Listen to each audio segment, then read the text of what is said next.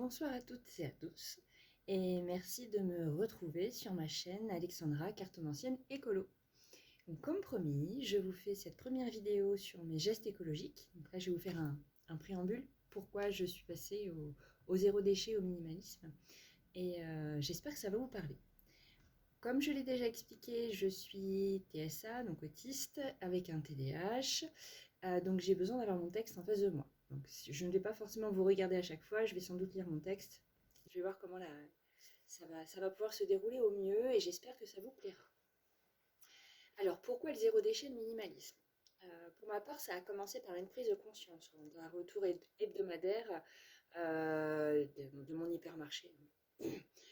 Enfin, déjà, je passe du temps en voiture, je passe du temps à trouver une place, je cherche un chariot et je passe un temps fou dans le magasin. On va à la caisse, on descend tout, on remet tout en sac, on remet tout dans la voiture, on rentre chez soi, donc encore du temps en voiture, et arrivé chez soi, on ouvre le coffre. Et ben c'était plein à craquer. Plein d'emballages plastiques. En fait, ce jour-là, je sais pas pourquoi, ça m'a marqué. Et surtout les emballages, vous savez, quand on prend son pack d'eau, son pack de lait ou son pack de jus avec l'emballage qui craque, on est obligé de tout ramasser. Et puis, rarement, mais ça peut arriver que la bouteille de lait explose, par exemple. Donc j'essaie tant bien que mal de vider ma voiture. Comme tout un chacun, je retire tous les emballages pour essayer d'optimiser le rangement dans mon réfrigérateur parce qu'il va être trop plein et dans mes placards. Et le constat, il est rude. Oui, très rude.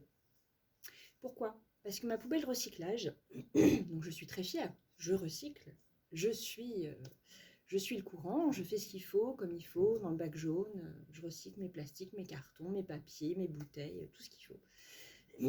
Même mes bouchons pour l'association 276, qui est en faveur, enfin qui permet à des personnes handicapées, je fais une parenthèse, de les aider financièrement pour qu'ils se payent un aménagement dans leur salle de bain, dans leur voiture, un fauteuil. Voilà. Une petite parenthèse, gardez vos bouchons si vous êtes dans le département du 27 et du 76, donc Haute-Normandie, Basse-Normandie, Seine-Maritime, Eure.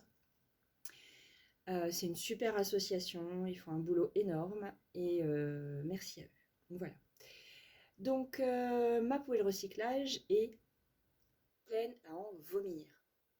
Et ouais, ah ouais, ah ouais. Tellement d'eau, tellement pleine qu'en fait je me dis bon bah faut déjà que j'amène au bac commun d'où je vis quoi. Le gros bac en bas qui est dans la rue quoi. Mm. Sauf que tout le monde a fait la même chose aujourd'hui. Tout le monde a fait ses courses ce jour-là. Ce fameux samedi, le samedi des courses. Et la poubelle, le gros bac de 500 litres extérieur, lui aussi il vomit. Il vomit des emballages, il n'en peut plus. Il en a ras la un, je vais pas le dire. Voilà. Donc, indigestion du contenu dans la poubelle. Donc là, je me dis stop. Il y a quelque chose à faire, il faut que je me pose les bonnes questions. Pourquoi acheter pour jeter? Au final, le constat est que j'achète autant si ce n'est plus d'emballage pour consommer que, grosso modo, la moitié, en fait, en termes de volume, je consomme la moitié et le reste, je le jette. Un pot à yaourt, hein, y a l'emballage en carton, il y a le pot, il y a l'opercule. Au final, le volume qui va dans la poubelle est égal au volume que j'ai consommé. C'est quoi l'intérêt? Alors oui, mes yaourts, je les adorais, mais je peux m'en passer. Ça, c'est perso. Est-ce que j'ai vraiment besoin de tout ce que je viens d'acheter? Parce que oui, il y a forcément la super méga promo qui permet de faire des économies de ci, de là. Au final, pour avoir travaillé dans la grande distribution, méfiez-vous. Plus la promo est grosse, plus il y a un risque de se faire rouler. Et est-ce que vous avez vraiment besoin de ces 72 rouleaux de PQ en une fois? Vous allez en faire quoi? Les mettre en décoration dans vos toilettes? Je vois pas trop l'intérêt. Est-ce que je vais jeter une partie de mes achats? Bah oui. J'ai tellement acheté de fruits, de légumes, de yaourts, de lait, de viande. Est-ce que j'ai la place? Est-ce que je peux les congeler? Est-ce que ça n'a pas déjà été congelé et c'est pas... Attention, certains articles ne peuvent pas être congelés. Est-ce que je vais réellement tout consommer? Parce qu'à ce moment-là, à cette époque-là, je jetais une partie de mes aliments. Parce que je n'arrivais pas à tout consommer. Parce que je n'achetais pas ce dont j'avais besoin. J'achetais en fonction de j'ai envie de et on me propose ça. Attention. De quoi je peux me passer? Qu'est-ce qui est vraiment indispensable? Qu'est-ce qui est vraiment indispensable?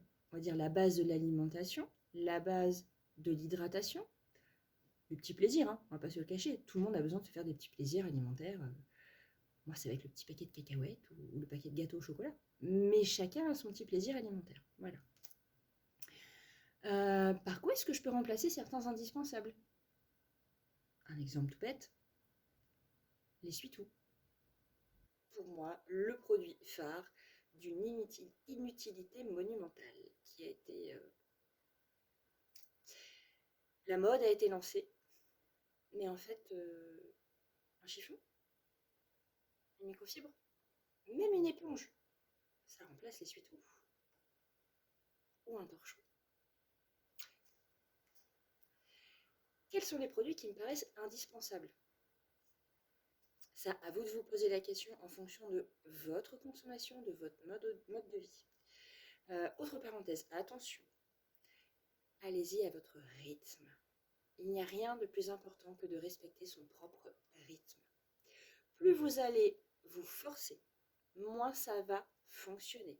Et même en y allant à son rythme tout doucement, on a des retours en arrière. J'en ai eu, je vous expliquerai ça dans d'autres vidéos. Suis-je capable de passer le cap? Parce que c'est bien gentil d'avoir la réflexion de me dire stop, c'est bon, ça fait trop d'emballage, mais est-ce que je suis prête? Est-ce que je suis prêt à ça? Est-ce que je vais accepter? Est-ce que la pression sociale, avec cette pression quand on va dans les magasins, comme ce besoin de faire comme tout le monde, l'image que l'on donne, est-ce que je vais accepter ce moment-là, cet état d'esprit-là? Est-ce que je vais accepter ce déclic, ce changement? Important. Et est-ce que je vais tenir bon?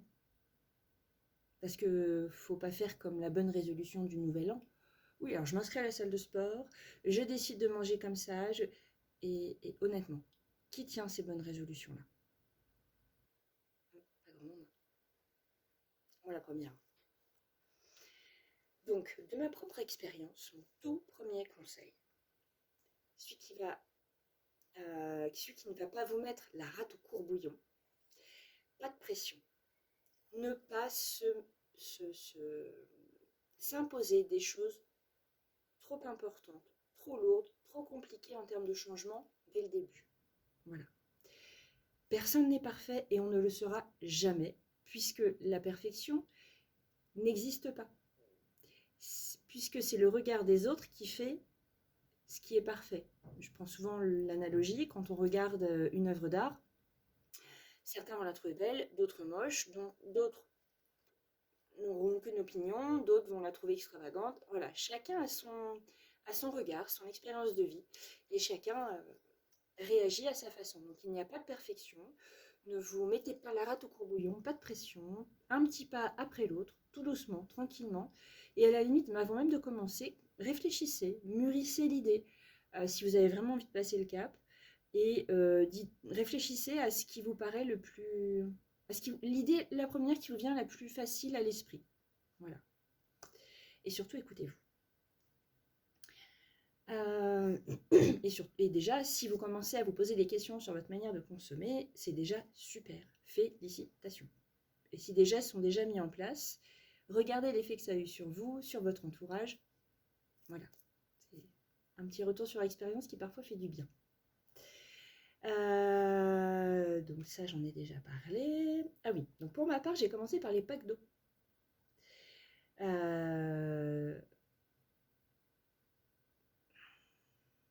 Ah oui, il y a une publicité, alors je ne sais pas si elle passe encore, je regarde beaucoup moins la télévision. Il y a une publicité sur une petite fille qui remettait à sa place son papa, qui lui décrivait son comportement avec des noms d'oiseaux qu'il prononce en revenant des courses quand les plastiques des packs d'eau lâchent. Bref, on a tous eu au moins une fois le pack qui éclate au sol. Tous. Et pourquoi continuer à consommer autant de bouteilles d'eau? De packs d'eau? quand on sait la quantité de microplastique qu'il peut y avoir dedans. Même si j'entends, certaines eaux sont indispensables à certains, il y a des bienfaits sur certaines eaux. Je parle juste de commencer à réfléchir à sa consommation et comment la modifier. Voilà. Donc moi personnellement, j'ai réussi à ce jour à dire stop à l'eau en bouteille, à l'essuie-tout, aux éponges, au papier toilette. Oui, c'est possible, je vous expliquerai ça dans une autre vidéo. J'en ai pour mes invités, rassurez-vous. Le gel douche qui sent si bon, un des flashbacks, un des retours. Les shampoings liquides, l'hydratant corporel, les sacs de course en plastique, les boîtes de conservation, attention, et les plats industriels. Alors, ça, c'est ce que j'avais réussi à mettre en place. Maintenant, il y a des choses qui ont évolué au fil des années. Ça fait 5 ans, ou c'est à peu près 5 ans, que j'ai commencé à me faire ce questionnement, 5-6 ans peut-être. Et il y a des choses qui...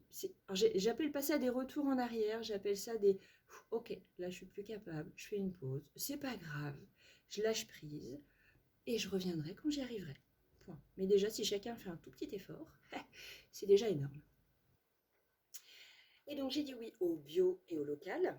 Et attention, ok, financièrement, ça peut coûter beaucoup plus cher. Mais quand on y réfléchit bien, pas d'emballage, pas de sac poubelle à acheter, pas de poubelle à aller jeter, moins d'efforts. Hein, messieurs qui n'avaient pas le courage de descendre le sac poubelle.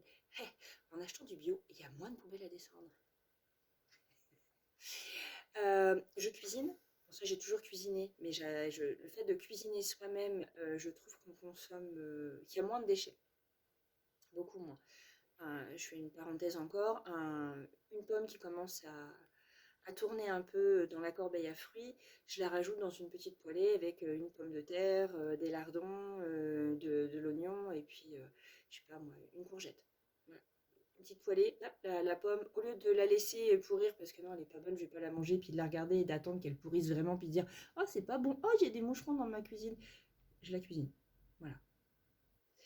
Euh, donc je filtre mon eau du robinet. Je vous expliquerai comment dans une autre vidéo. Je me suis fabriqué des éponges en tissu et je vous expliquerai comment dans une autre vidéo. Je suis passée encore à une étape en plus. Je me suis fait mon propre papier toilette en tissu. Ok, j'ai une machine à coudre. Ok, je fais de la couture. Tout le monde voilà, ne peut pas le faire. Et je sais que c'est un énorme cap à passer pour beaucoup. Pour moi-même, je me suis dit, mon Dieu, est-ce que je vais y arriver? Mais j'ai réussi. Donc savon et shampoing solide, beurre et huile hydratante. J'ai fait moi-même, encore une fois, mes sacs cabas en tissu pour les fruits et légumes, le vrac, le pain, etc. Enfin voilà, j'ai fait ça moi-même en utilisant ce que j'avais déjà sous la main, dans une prochaine vidéo.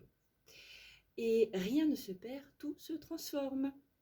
Vous verrez comment je réutilise ce que j'ai déjà. Je fais beaucoup d'achats d'occasion, pour les vêtements des enfants surtout, et mes propres vêtements. Alors parfois j'ai envie de me faire plaisir parce que j'ai réussi à perdre du poids, donc oui je vais m'acheter un petit vêtement neuf, mais je préfère acheter les vêtements d'occasion parce que déjà moi je suis pas fan de l'odeur du neuf, ça m'est propre. Et puis autant donner une seconde vie à des vêtements plutôt que de les jeter quoi. Je vois pas l'intérêt de jeter quelque chose qui peut encore être utilisé. Des vêtements, jeux de société, enfin voilà. J'essaie de faire aussi pas mal de reventes d'occasion. Si ça marche pas, je donne. Voilà. Je donne principalement moi de mon côté à Emmaüs. Ça m'est arrivé dernièrement d'avoir le coffre plein pour aller chez Emmaüs. Je vois une famille qui passe, je leur dis ça vous intéresse au lieu que je fasse la route? Et ils ont tout pris. Voilà. Moi, ça ne me servait plus, ça ne m'était plus utile, je n'arrivais pas à le vendre d'occasion. Je ne vais pas passer ma vie à refaire des photos parce que la photo ne convient pas aux futurs acheteurs, machin. Je le mets, ça part en vente, ça part pas, je donne. Je me prends plus la tête, je m'épuise plus en fait avec ces objets que je n'utilise plus et qui me bouffent de la place et de l'énergie. Je fais pas mal de récupération, de customisation. J'essaie de tendre vers le minimalisme parce que oui, avoir, je ne sais pas quel exemple j'avais, oui, avoir plusieurs services d'assiettes, il n'y a pas d'intérêt. Vous ouvrez vos placards, vos tiroirs, dans votre armoire.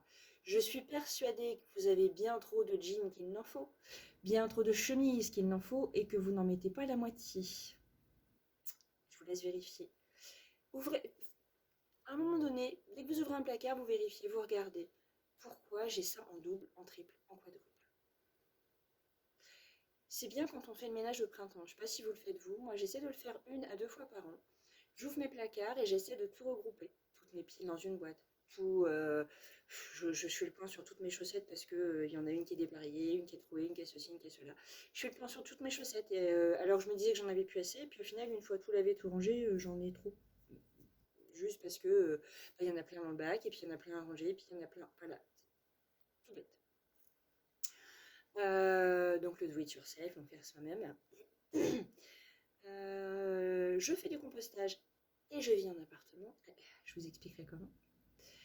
La permaculture, même en appartement, ça peut se faire. C'est une philosophie, la permaculture. L'autosuffisance alimentaire, ça c'est un sujet que j'avais commencé à pratiquer en étant en maison avec un grand jardin. C'est déjà très compliqué en jardin, enfin compliqué. C'est un gros boulot d'investissement au début. Une fois que c'est mis en place, c'est faisable d'être résilient au niveau alimentaire de mon point de vue. Je n'ai pas encore expérimenté l'autosuffisance alimentaire, donc je ne me prononcerai pas sur le sujet. En attendant, même en appartement, j'ai un grand balcon avec mon bac à compost, donc je fais mes pieds de tomates, mon persil, ma ciboulette, mon thym, mon romarin, voilà.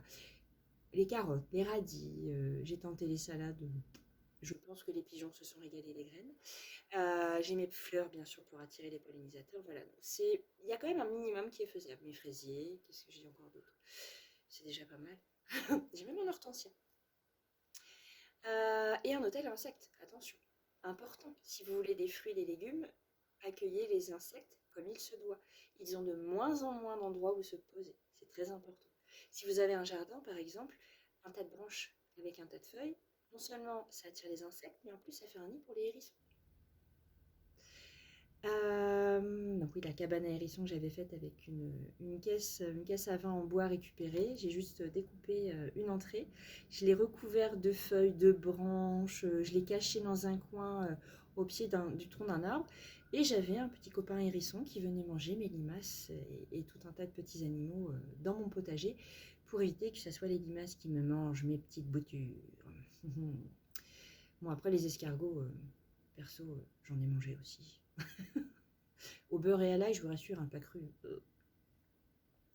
Et se nourrir des ressources de la nature. Ah oui, oui, oui. Les fameuses ronces. Oh, c'est sale, ça pique, c'est dégueu. Eh ben, ça donne des mûres. Et qui n'aime pas la confiture ou la gelée de mûres? Sans doute quelques-uns, mais c'est excellent.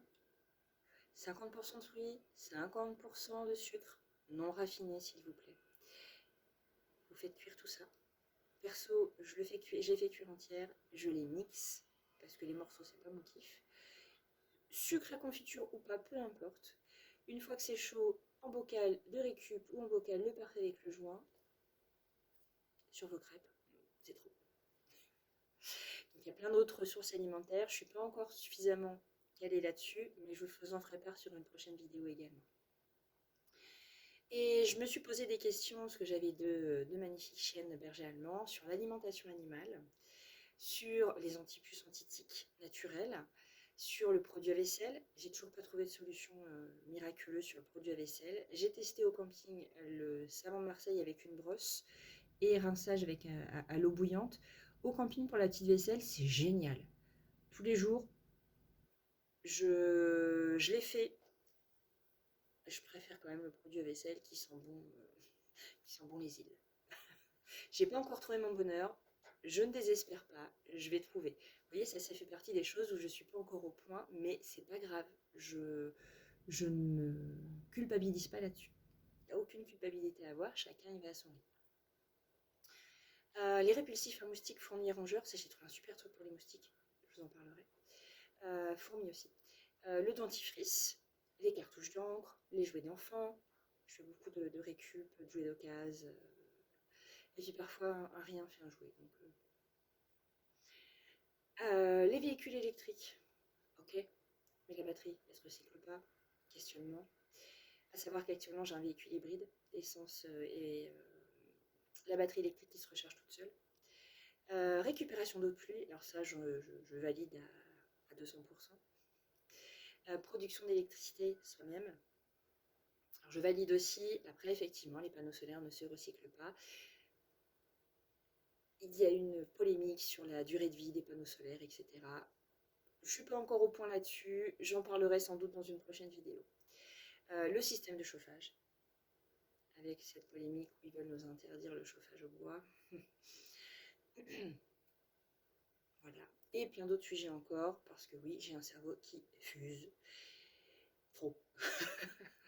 Un cerveau qui pense trop. Donc après, si vous avez des questionnements, des interrogations, des sujets que je n'aurais pas abordés par rapport au minimalisme, au zéro déchet, et qui vous sont venus à l'esprit, surtout, mettez-les moi en commentaire. Ça me permettra de faire évoluer la chaîne avec vous, parce que la chaîne est là pour vous. Moi, ça me permet de vous partager mon expérience, et c'est avec grand plaisir et un grand bonheur que je le fais. Mais j'ai aussi besoin de vous, de vos retours, pour faire évoluer ma chaîne au mieux, pour que ça soit communautaire. Voilà, donc je compte vraiment sur vous. Et pour vous lancer de nouveaux défis, n'oubliez pas de liker, de partager et surtout de vous abonner. À très très vite. Ciao ciao.